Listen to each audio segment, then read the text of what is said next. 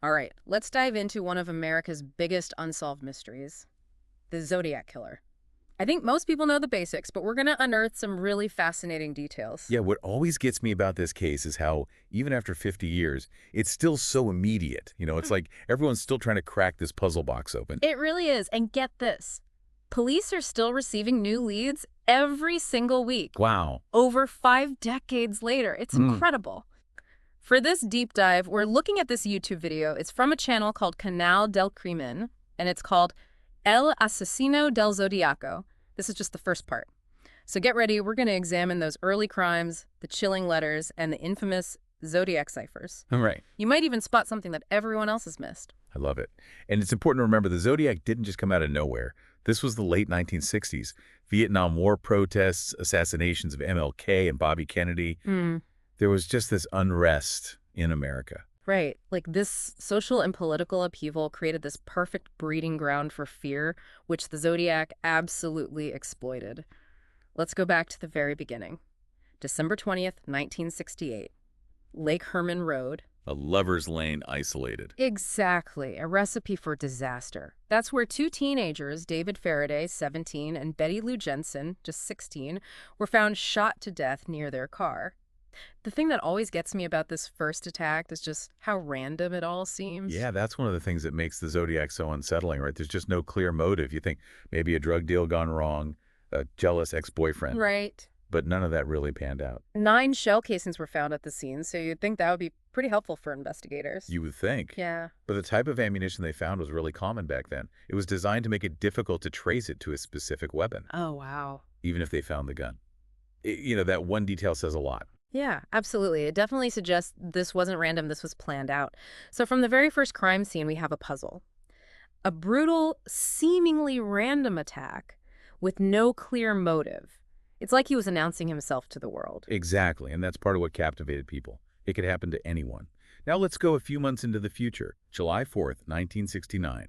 We're at Blue Rock Springs, another secluded spot, and again, a young couple in a parked car. Right. And Darlene Ferrin, who was 22, was killed, but her companion, Michael Mageau, he was only 19, somehow survived, even though he was shot multiple times.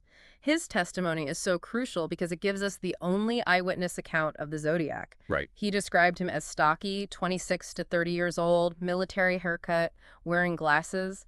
But even with the description, the investigation was going nowhere. There were just all these conflicting stories. People talked about a possible affair, maybe a drug connection, even a sighting of the couple arguing with a man who kind of matched that description right before the attack. It's like they were trying to solve a puzzle, but the pieces just kept changing.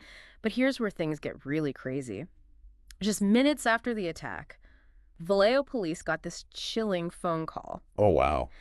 The caller took credit for both the Blue Rock Springs attack and the Lake Herman Road murders. And get this, the call was made from a phone booth right across the street from the police station. Are you serious? I know, right? That's so brazen. And he even said he used a 9mm Luger, which hadn't been released to the public. Oh, wow. So he was playing with them. It seems like it, right? Like he wanted to be acknowledged. Yeah, play this cat and mouse game. Exactly. And that just makes him that much more dangerous. He wasn't just attacking people, he was manipulating everyone. Right. The police, the media, the public. And then he took it up a notch. He really was. And now he was going to take this need for attention to a whole new level. It's August 1st, 1969, and 3 newspapers get identical letters. The Vallejo Times-Herald, the San Francisco Chronicle, and the San Francisco Examiner. He was really making a statement. Each letter not only took credit for the murders, but included this 3-part cipher, this coded message. And the Zodiac threatened to go on a huge killing spree if the papers didn't print them. I can't even imagine being one of those editors. Right. What do you do? Do you publish the ramblings of a possible killer just to avoid a bloodbath? Or do you stand your ground and refuse to give in? The police ended up giving the okay to publish them. I mean, it's a pretty big gamble, but you can see why they did it. They were hoping somebody out there could crack the code and lead them to the Zodiac. And that's exactly what happened. A school teacher and his wife, Donald and Betty Hardin, they cracked the first cipher. Such a cool story. They were just amateur code breakers spending hours on this cipher trying different things. It turns out the Zodiac was using a substitution cipher, but with some pretty clever variations. Oh, interesting. What kind of variations? Well, in a typical substitution cipher, each letter is represented by just one symbol, But the Zodiac was using multiple symbols for the same letter. Oh, wow. So that makes it way harder to decode. Right, like if he hadn't done that, the cipher might have been solved so fast. Right. But these extra steps, they gave him more time. He was really playing the long game, huh? So what did the message actually say? Did it give away who he was like he promised? Sadly, no. Yeah. It was this long, rambling, kind of scary manifesto. It just confirmed what people were thinking, that this guy was really messed up. Yeah. One line that I always think about is, I like killing people because it is so much fun. It is more fun than killing wild game in the forest because man is the most dangerous animal of all. It's terrifying. And remember, this was published in newspapers all over California. People were reading this, and it finally hit them. There's a killer living among us. If he didn't want to get caught, why even send these ciphers at all? It's the big question, right? Right. And no one really knows the answer. Some people think it was all about power, like he wanted to taunt the police and show off how smart he was. Others think he actually wanted to communicate something, like leave a message for everyone to figure out. It's almost like he wanted people to understand him. Exactly. It's scary. And then things got even darker. Yeah. You're talking about Lake Berryessa, right? Yeah, September 27th, 1969. This attack was different. It was during the day. The victims were left alive at first, and he used a knife instead of a gun. Right. The victims were Cecilia Shepard, she was 22, and Bryan Hartnell, 20. They were just having a picnic at Lake Berryessa when this guy wearing a black hood and sunglasses came up to them. Said he was an escaped convict. He tied them up with clothesline that was already cut to length, which again shows he had planned this out. Oh, wow. He even asked them for money and their car keys. You know, like he wanted to seem normal. That's what's so scary about this. It was all so calculated. And then he just pulls out this 10-inch blade and starts stabbing them. Cecilia died from her injuries 2 days later, but Bryan survived. He was able to give the police all these details about the attacker, even described his voice. Soft, kind of boring, almost polite, even though he was being so brutal. Oh my gosh. And of course there's the symbol of the circle with the cross through it, his calling card. Yeah, he left it on the car door, written in blood and black marker, along with a message that even had the dates of the other attacks.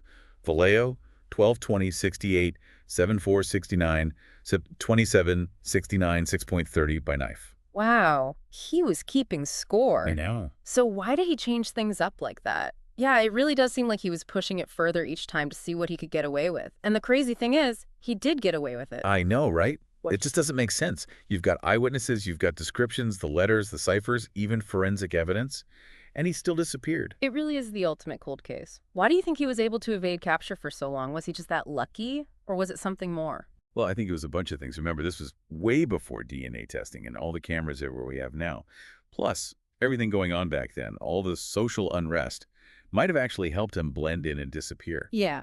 But, you know, I also think there's this element of, it's almost like he had this weird ability to outsmart everyone. Like he always knew what the police were going to do, and he used that against them. Yeah, he really was like a ghost, just taunting them from the shadows. And isn't it crazy that even today, after over 50 years, police are still getting tips about the Zodiac case? It's amazing. I think it shows how powerful this mystery is, you know. He's become a part of how we think about the world, this symbol of all the things we're afraid of.